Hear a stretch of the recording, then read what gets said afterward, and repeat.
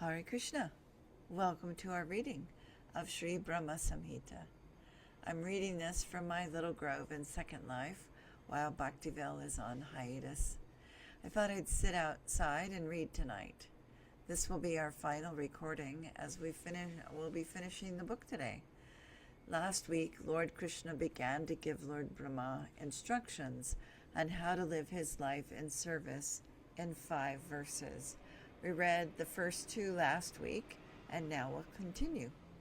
We're on page 91 of the PDF, or text 60. But before I begin, let me offer my obeisances to Srila Prabhupada.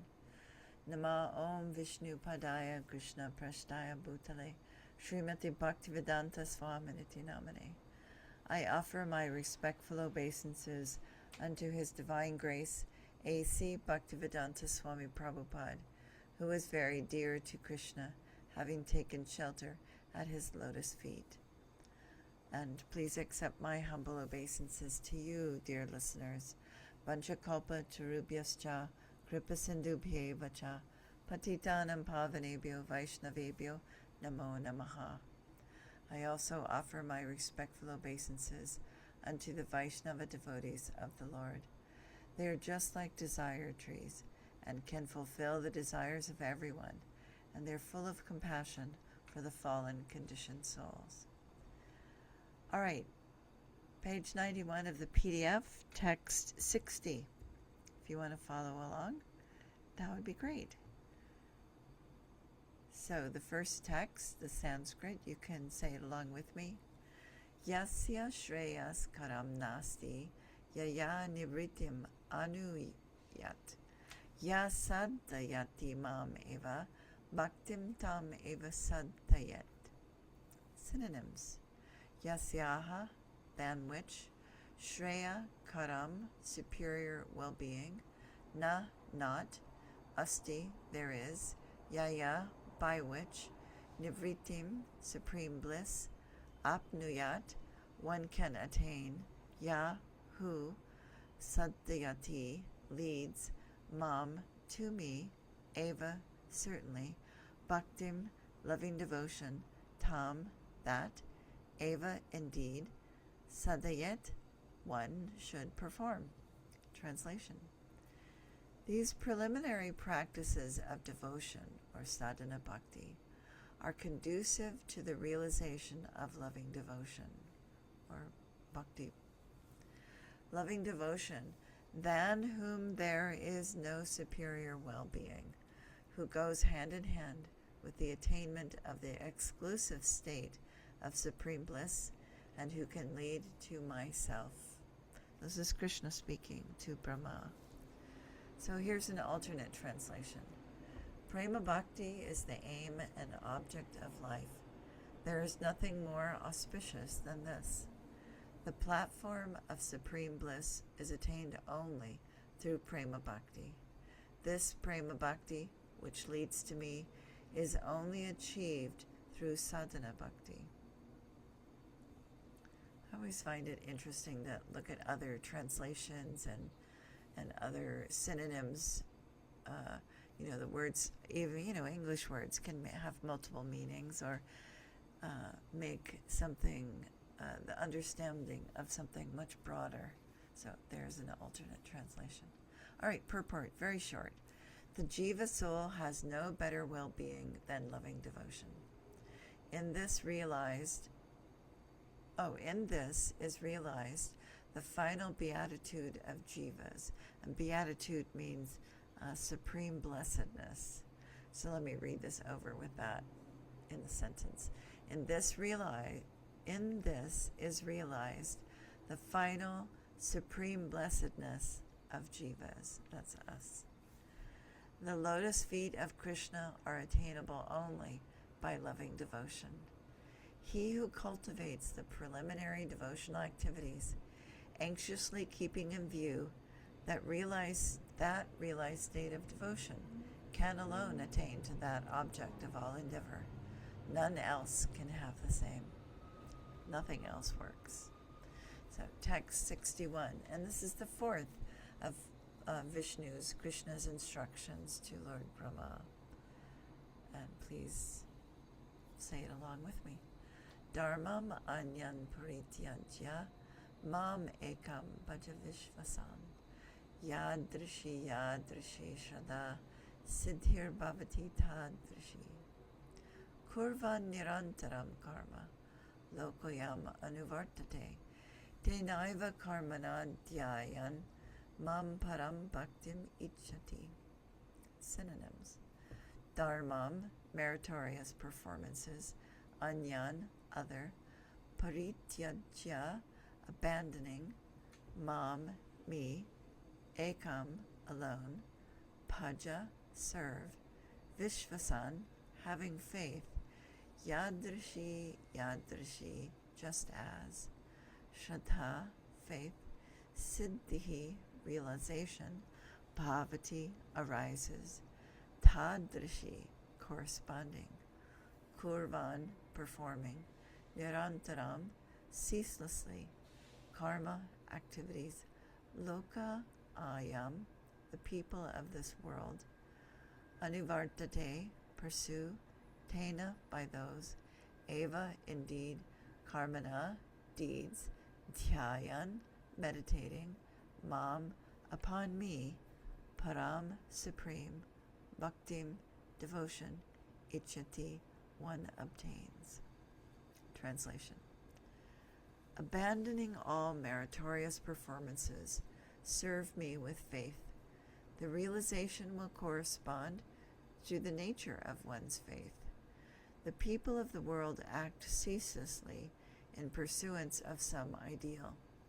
By meditating on me, by means of those deeds, one will obtain devotion characterized by love in the shape of the supreme service, bhakti.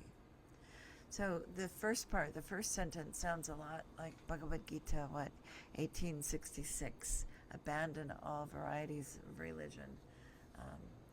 And then he goes on to explain how to do that, how to make bhakti a part of your daily life.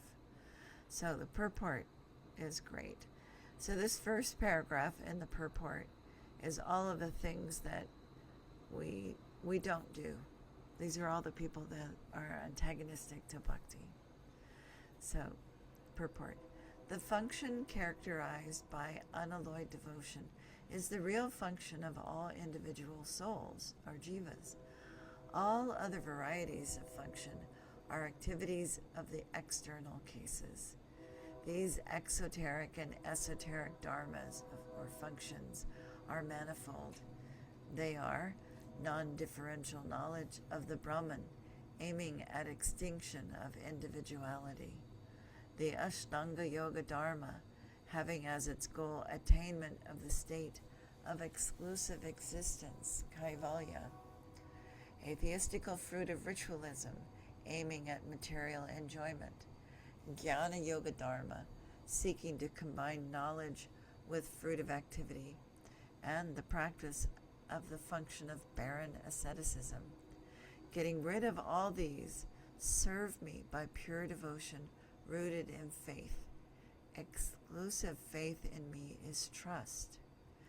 Faith in the form of trust, by the process of gradual purification, tends to become a constant engagement, or nishtha, an object of liking, ruchi, of attachment, asakti, and a real sentiment, bhava. The more transparent the faith, the greater the degree of realization. These next two sentences are really important. If you ask, how will the preservation and conduct of worldly affairs be feasible if one is continuously engaged in the endeavor for the realization of bhakti? What also will be the nature of the endeavor for the realization of bhakti when the body will perish, consequent on the cessation of the function of body and of society? So he's saying, and it's interesting to me, this is, me talking here, it's interesting to me that this was written, so long ago in the early 1900s, 20s, that these questions were relevant And these questions, I have people asking me these questions. If I'm doing bhakti all the time, who's going to be the farmer? Who's going to be farming the food? Who's going to be making clothes? Who's going to be, weaving, making the thread? Who's going to be all these things? Who's going to be doing all these things if we're all just in the temple offering arti and chanting japa? So he goes on in the purport. Let me continue. In order to strike at the root of this misgiving, the Supreme Lord says, this world subsists by the constant performance of certain activities. Fill all those activities with meditation of me. This will destroy the quality that makes those activities appear as acts done by you. They will then be of the nature of my service, or bhakti. So they will no longer appear as karma, they'll appear as bhakti. So he goes on in the purport. Mankind live by the threefold activities of the body, mind, and society. Eating, seating, walking, resting, sleeping, cleansing the body, covering the body, etc. are the various bodily activities. Thinking, recollecting, retaining an impression, becoming aware of an entity, feeling pleasure and pain, etc. are the mental feats. Excuse me. Marrying, practicing reciprocal relationship between the king and subject, practicing brotherhood, attending at sacrificial meetings, offering oblations, digging wells, tanks, etc. for the benefit of the people, maintaining one's relations, practicing hospitality, observing proper civic conduct, showing due respect to others, are the various social activities. When these acts are performed for one's selfish enjoyment, they are called karmakanda. When the desire for attainment of freedom from activity by knowledge underlies these activities, they are termed jnana yoga or karma yoga. And when these activities are managed to be performed in this way that is conducive to our endeavor for attainment of bhakti, they are called jnana bhakti yoga, that is, the subsidiary devotional practices. But only those activities that are characterized by the principle of pure worship are called bhakti proper. My meditation is practiced in every act, when bhakti proper is practiced in due time, while while performing the subsidiary devotional activities in one's intercourse with the ungodly people of this world. In such position, a jiva does not become apathetic to Godhead, even by performing these worldly activities. Excuse me. So sorry. So, let me repeat that last sentence. In such position, a jiva does not become apathetic to Godhead, even by performing these worldly activities. This constitutes the practice of looking inwards, i.e., turning towards one's real self. And if you look at Ishopanishad, it says this: Ishavasyam idam sarvam yat kinsha jagatyam jagat tena tyaktena punjita ma grita kasya svidanam. That's Ishopanishad Mantra 1. The commentator says in regards to this, Tena isha tyaktena visrishtena, by that which is abandoned by the Lord, by that which is released. So the real significance being that if whatever is accepted be received as favor, vouchsafed by the Supreme Lord, the worldly activity will cease to be such and will turn into service of bhakti. And so Ishavasya continues and says, Kurvan evaha karmani jajivishek tatam samaha evam tvai manyate tosti na karma lipyate nare. That's the second verse, and the translation of that is, by observing this method, a human being may work throughout a life extending over thousands of years without being tainted by karma. And back to the purport, he continues in this vein. If the worldly acts are performed in the above manner, one does not get entangled in karma, even in hundreds of years of worldly life. The meaning of these two mantras from the jnana point of view is renouncement of the fruit of one's worldly actions. But from the bhakti point of view, they mean the attainment of Krishna's favor, prasadam, by their transfer to his account. In this method, which is the path of archana, you should do your duties of the world by the meditation of worshipping Godhead thereby. Brahma cherishes the desire for creation in his heart. That's his job, right? So if that creative desire is practiced by conjoining the same with the meditation of obeying therein the command of the Supreme Lord, then it will be a subsidiary spiritual function, Gauna Dharma, being helpful for the growth of the disposition for the service of the divinity by reason of its characteristic of seeking the protection of Godhead. It was certainly proper to instruct Brahma in this manner. There is no occasion for such instruction in the case of a jiva, in whom the spontaneous aversion for entities other than Krishna manifests itself on his attainment of the substantive entity of spiritual devotion.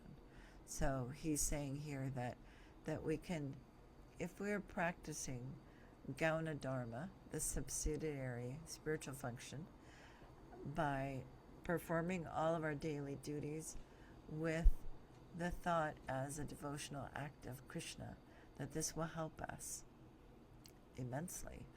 And he says at the very last sentence, no such instruction is needed for someone who's involved in pure bhakti. They're doing everything for Krishna, and there's no, he's saying no such instruction is needed for them. But for us, even like Brahma, we need this. And I find it interesting. I've never really heard of this subsidiary spiritual function, the Gauna Dharma. So I find this fascinating. All right. Text 62, this is the last verse of Brahma Samhita and the last instruction that Vishnu is giving to Brahma. Please read along with me the Sanskrit. Aham hi vishvasya chara charasya bijam pradhana prakriti pumamscha maya hitam teja idam bibarshi videhi tvam atod jaganti. Synonyms. Aham, I, he, certainly, Vishvasya, of the world, Chara acharasya, of animate and inanimate objects, Bijam, the seed, Pradhanam, the substance of matter, Prakritihi, the material cause, Pumam, the Purusha, Cha, and Maya, by me, Ahitam, conferred, Tejaha, fiery energy, Idam, this, Bibarshi, you bear, Vidhe, O Brahma, Videhi, regulate, Tvam, you, Ata, you, now, Jaganti, the worlds. Translation. Listen, O Vidhi, I am the seed, that is, I am the fundamental principle of this world, of animate and inanimate objects. I am Pradhana, the subject matter, the substance of matter. I am Prakriti, material cause, and I am Purusha, the efficient cause. This fiery energy that belongs specially to the Brahman, that inheres in you, that exists permanently in you, has also been conferred by me. It is by bearing this fiery energy that you regulate this phenomenal world of animate and inanimate objects. Purport. Certain thinkers conclude that the non-differentiated Brahman is the ultimate entity, and by undergoing self-delusion, vivarta, exhibits the consciousness of differentiation. Or, the limiting principle itself, Maya, when it is limited, is the phenomenal world, and is itself the Brahman in its unlimited position. Or, so these are our whole list of different ways that people conceive of the world. Not our conception, but how others see this. So let me continue. Or, the Brahman is a substance, and this phenomenal world is the reflection. Or, everything is an illusion of the jiva. Some think that Godhead is evidently a separate entity. Jiva is another different entity, and the phenomenal world, although it is a singular principle, exists separately as an eternally independent entity. Or, Godhead is a substantive entity, and all other entities, as chit and achit attributes, are one in principle. Some suppose that by the force of inconceivable potency, sometimes the monistic and sometimes the dualistic principle is realized as the truth.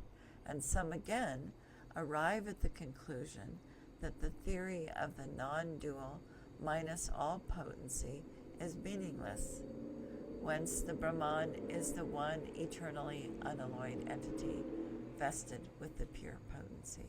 So all of those come from other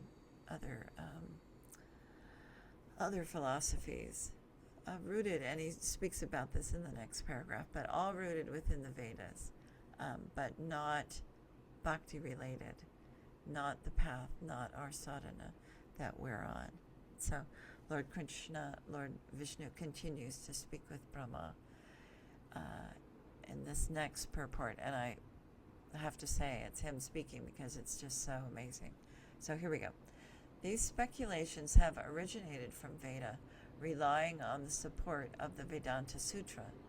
In these speculations, although there is no truth that holds good in all positions, there is yet a certain measure of truth, not to speak of the anti-Vedic speculations of Sankhya, Patanjali, Nyaya, and Vaisheshika, nor even of Purvamivamsa, which is fond of exclusive fruitive activity in conformity with the teaching of one portion of the Veda. The bodies of opinions detailed above have also come into existence by relying outwardly on the Vedanta itself. By discarding all these speculations, you and your bona fide community should adopt the ultimate principle identical with the doctrine of Achintya Bheda Bheda, inconceivable, simultaneous distinction and non-difference. And when he's speaking about your bona fide community, he's speaking about the Brahma Sampradaya, which we are a part of. Back to the purport. This will make you eligible for being a true devotee. The basic principle is that this animate world is made up of jivas, and the inanimate world is constituted of matter. Of all these, the jivas have been manifested by my supreme para potency, and this phenomenal world has been manifested by my secondary appara potency. I am the cause of all causes.